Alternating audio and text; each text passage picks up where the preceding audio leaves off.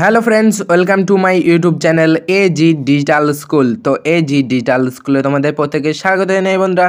আজ আমি তোমাদের সঙ্গে শেয়ার করব কবিগুরু রবীন্দ্রনাথ ঠাকুরের ছোট্ট একটি জীবনী। তো দেখে নাও। ভূমিকা: রবীন্দ্রনাথ ঠাকুর ছিলেন একজন মহান ভারতীয় কবি। তিনি ছিলেন বহুমুখী প্রতিভার অধিকারী। তাঁর রচিত সাহিত্য সারা বিশ্বের কাছে এক অমূল্য সম্পদ। জন্ম ও বংশ পরিচয়: 1861 খ্রিস্টাব্দে 7 মে কলকাতার জোড়াসাঁকোর বিখ্যাত ঠাকুর পরিবারের রবীন্দ্রনাথের জন্ম। তার পিতা ছিলেন মহর্ষি দেবেন্দ্রনাথ ঠাকুর এবং মাতা ছিলেন সারদা দেবী।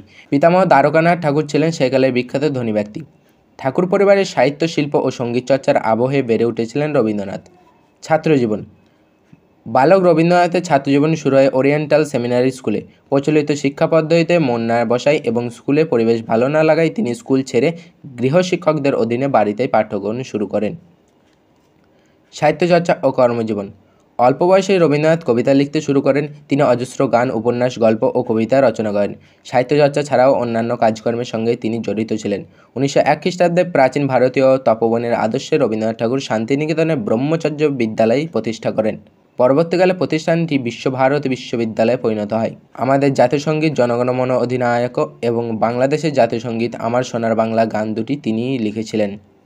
সম্মান: রবীন্দ্রনাথ তাঁর সাহিত্য কীর্তির জন্য বহু পুরস্কার ও সম্মানে ভূষিত হয়েছিলেন। 1913 খ্রিস্টাব্দে 13 নভেম্বর ইংরেজি গদ্যানুবাদ গীতাঞ্জলি কাব্যগ্রন্থের জন্য তিনি প্রথম ভারতীয় হিসেবে নোবেল পুরস্কার লাভ করেন। এই পুরস্কার তাকে বিশ্বজনের কাছে পরিচিত করে তোলে। জীবনাবসান: 1941 খ্রিস্টাব্দের 7 আগস্ট তাঁর মৃত্যু ঘটে।